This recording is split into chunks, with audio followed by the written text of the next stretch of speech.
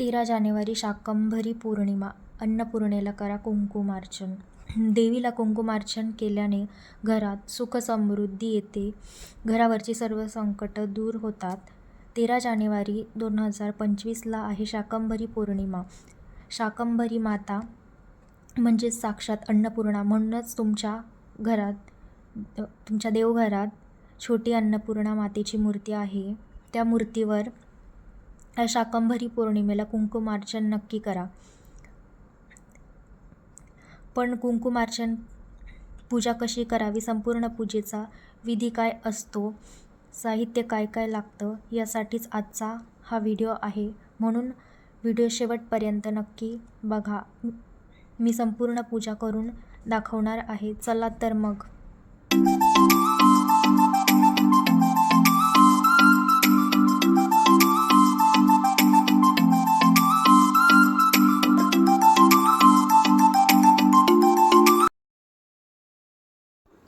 तर इथे मी रांगोळी घेतली आहे आणि रांगोळीने स्वस्तिक काढून घेणार आहे. स्वस्तिक काढून त्यावरती हळद कुंकू वाहून घेणार आहे. तर स्वस्तिकवरती चौरंग ठेवला आहे. चौरंग मी पुसून घेतला आहे. त्यावर लाल रंगाचं वस्त्र अंथरलेलं आहे.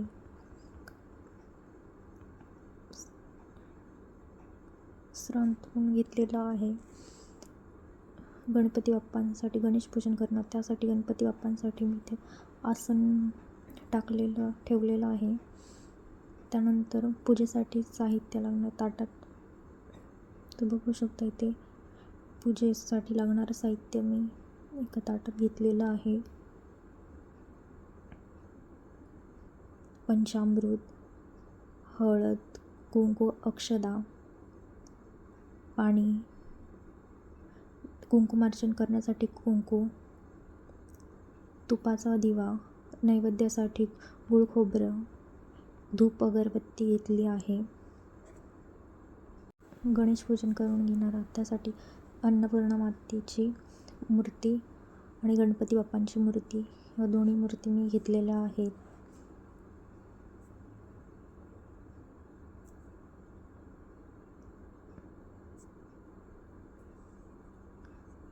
चला तर मग. चौरंगाच्या इथे मी रांगोळी काढून घेतली आहे. बघू शकता रांगोळी काढली आहे मी इथे.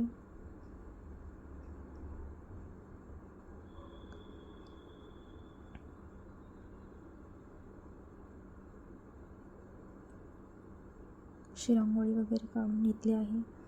त्यानंतर मी चौरंगावरती एक ताम्हण ठेवलेलं आहे. ताम्हणाच्या भोवती फुलांची आरास करून घेणार आहोत, पण इथे माझ्याकडे फुले नव्हते म्हणून मी नाही केली आहे. तर सर्वप्रथम आपण दीप प्रज्वलित करून घेणार आहोत. तर मी दिव्याला हळद कुंकू अर्पण करून दीप प्रज्वलित करून घेतला आहे. कोणत्याही पूजेची सुरुवात आधी दीप प्रज्वलित करूनच केली जाते. त्यानंतर गणेश पूजन करण्यासाठी गणपती बाप्पांचा अभिषेक आपल्याला करायचा आहे. 3 वेळेस पाण्याने आणि 3 वेळेस पंचामृताने, नंतर परत 3 वेळेस पाण्याने अभिषेक करायचा आहे. अभिषेक करताना आपण गणपती बाप्पांचा अभिषेक करताना पंचामृत स्नान आणि शुद्धोदक स्नान घालून घेतलेला आहे. अभिषेक करताना ओम गण गणपतये नमः हा मंत्र म्हणणार आहोत. यानंतर एक आसन घेऊन त्यावर अक्षदा, हळद कुंकू वाहून त्यावर बाप्पांची स्थापना आपण करणार आहोत.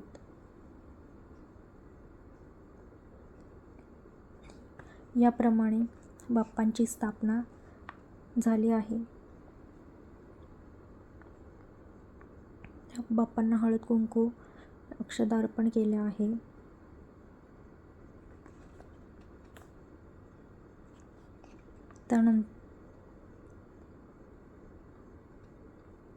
त्यानंतर आपल्याला माता अन्नपूर्णेचा अभिषेक करायचा आहे. अन्नपूर्णा मातेला पाण्याने, पंचामृताने आणि पाण्याने अभिषेक करून घ्यायचा आहे. त्यानंतर अन्नपूर्णा मातेला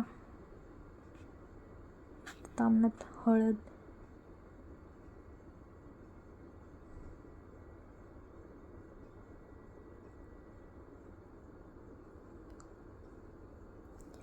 इथे अभिषेक करून झालेला आहे. तुम्ही बघू शकतात अन्नपूर्णा मातेचा अभिषेक करून झालेला आहे. त्यानंतर आपल्याला अन्नपूर्णा मातेची स्थापना करायची आहे. ते आपण चौरंगावरती ताम्हण ठेवलेलं आहे.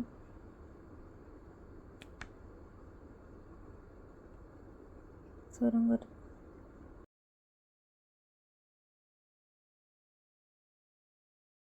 तर आपल्याला माता अन्नपूर्णेची स्थापना करायची आहे. ते चौरंगावरती ताम्हण ठेवलेलं आहे. त्या ताम्हणात अक्षदा, हळद, कुंकू वाहून आपल्याला तिथे अन्नपूर्णा मातेची स्थापना करायची आहे. तर मी इथे हळद कुंकू वाहून घेतलं आणि आता त्यावर माता अन्नपूर्णेची स्थापना करणार आहोत. ते मी माता अन्नपूर्णेची स्थापना केली आहे. तुम्ही बघू शकता या प्रकारे तुम्हाला माता अन्नपूर्णेची स्थापना करायची आहे.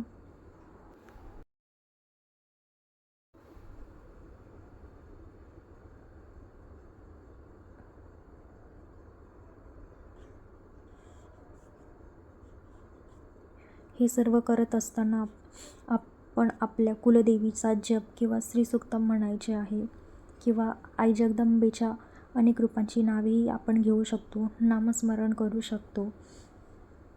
देवीला फूल अर्पण करायचं आहे. आता सुरुवात करायची आहे. आपल्या कुंकुमार्चनाची सुरुवात करायची आहे आपल्याला.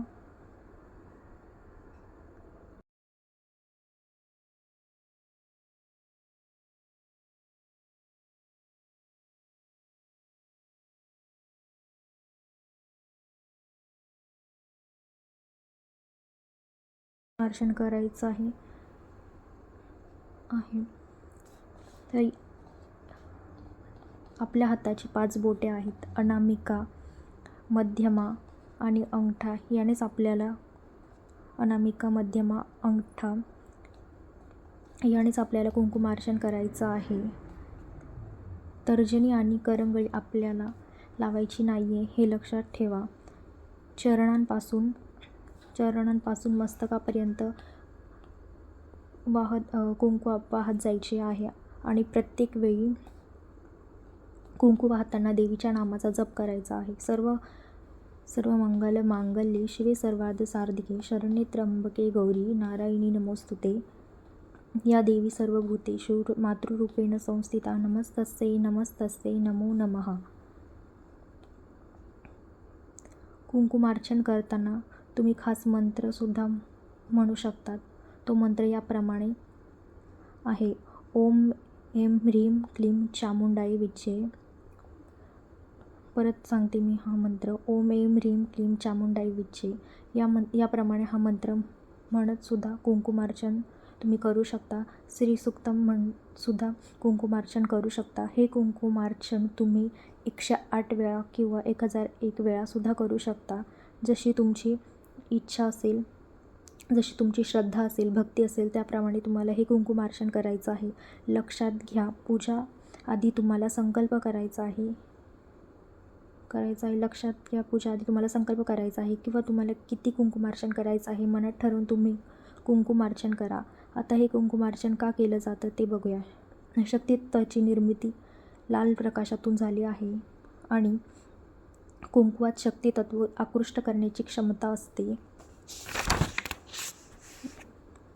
यंत्राला कुंकुमार्चन करतो तेव्हा ते जागृत होते आणि जागृत मूर्तीतच तत्त्व कुंकवात येतं. नंतर हे कुंकू आपण आपल्या कपाळास लावल्याने चांगले अनुभव येतात. आई जगदंबेची आपल्यावर कृपा होते. म्हणूनच हे कुंकू जे आहे कुंकुमार्चन केलेलं ते पूजा झाल्यानंतर ते तुम्हाला एका डब्बीमध्ये भरून ठेवायचं आहे. तो पुन्हा कुठल्याही देवी देवताला लावायचं नाही आहे. जेव्हा तुम्हाला कुठल्या महत्त्वाच्या कामासाठी जायचं असेल तेव्हा ते कुंकू कपाळाला लावू शकता.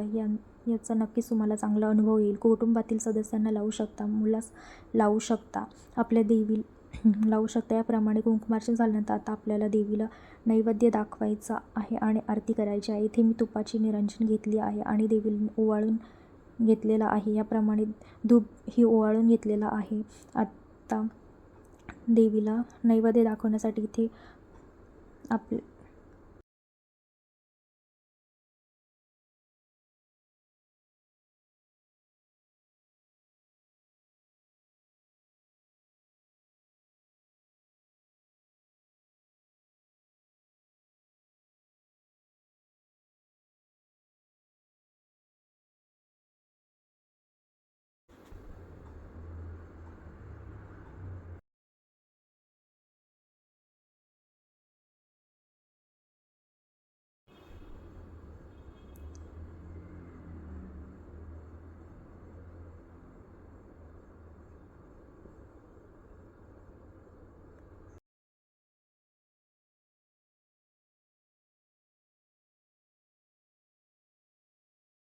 डोळ्याला पाणी लावायचं आहे. याप्रमाणे झाली आपली कुंकुमार्चन पूजा. देवीला नैवेद्य दाखवायचा आहे. आता नैवेद्य दाखवण्यासाठी इथे पाण्याचा मंडल करून घेणार आहोत. गूळ, खोबरं आणि फळे ठेवणार आहोत. नैवेद्यम समर्पयामी. नैवेद्यम ठेवणारला आहे कारण माझ्याकडे फळे नव्हती आणि सकाळीच मी पूजा केली आहे. तर नैवेद्यम समर्पयामी, नैवेद्यम समर्पयामी, नैवेद्यम समर्पयामी असं 3 वेळा पाणी समर्पित करून डोळ्याला पाणी